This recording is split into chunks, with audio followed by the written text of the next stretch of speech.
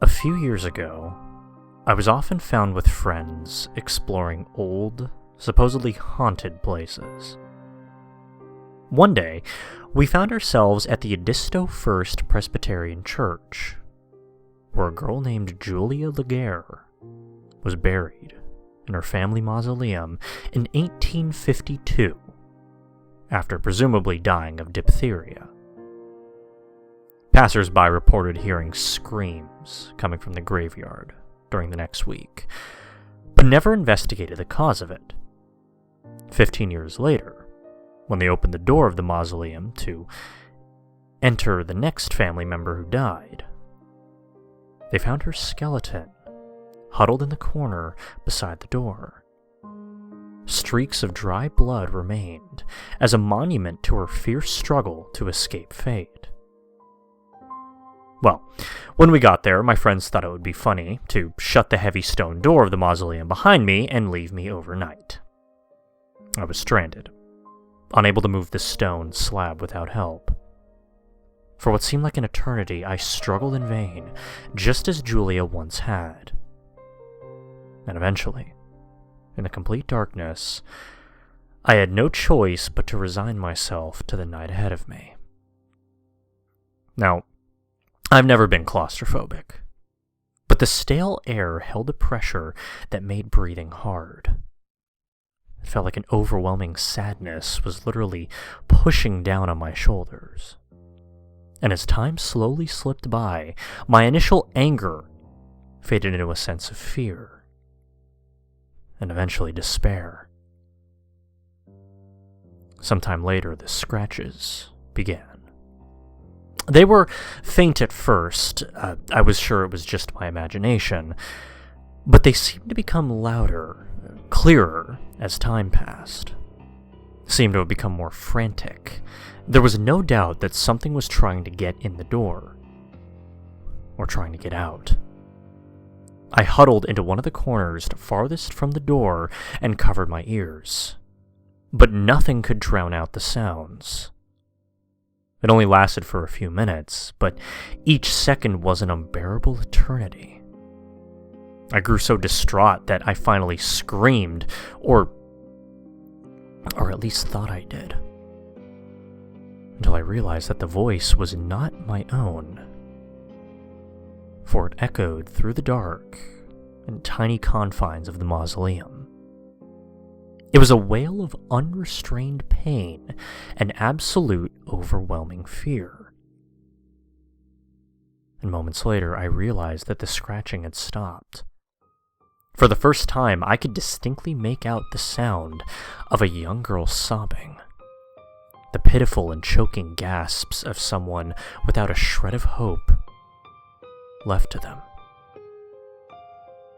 And I felt such sorrow at the moment, such pain, that I think I forgot how to be afraid. In my heart, all her suffering seemed to resonate. The invisible weight of sadness I had felt all along became crushing. Tears filled my eyes as I shook, my entire being racked with grief. Inexplicably, I even found myself apologizing aloud for what had happened to her between ragged breaths. Some part of me was so wrought with pity that I wanted to reach out and hold this girl in the darkness. A part held back only by the fear that something might truly be there to hold. I can't even say if she heard me or was even aware of my presence. The sobbing never stopped, and the scratching at the door soon started anew. And at some point, I must have passed out from hyperventilation. When I awoke, it was to the sound of the stone slab as it fell away from the doorway and landed on the ground with a thud. Even the pale gray morning light was blinding after the absolute darkness. Thinking my friends had come back, I rushed out into the foggy morning and sucked in a mouthful of fresh air. I was shocked to find nobody around, but more eager to be away from that place. I stumbled around the front of the church and went into a small unlocked prayer house. I think it was a segregated mini church for slaves. But regardless, I collapsed against the door and waited, distraught, until my friends finally arrived. I approached them as they clustered around the fallen door. 2 of them were kneeling next to it with faces of shock. I was sure they must be wondering how I could move it by myself. I was wrong. In the growing light, it was clear. There were dried, bloody streaks covering the interior of the door. Some had light scratches where nails had grated across the surface, and many more were smooth, as if left by bloody nubs. And when they noticed me, they all jumped. I saw fear in their eyes. My anger must have been clear. They looked down at my hands, thinking I had torn them open in my escape. Then they shared a horrified look amongst themselves. They asked what had happened, and I told them every detail of what I remembered, in halting, angry, and equally horrified bits, wanting them to know all that I had been put through. And finally, after I grudgingly got into the car and we started to head back, someone spoke up. My friend said to me, "We were afraid to say anything until you were back inside the car, but take a look at your face."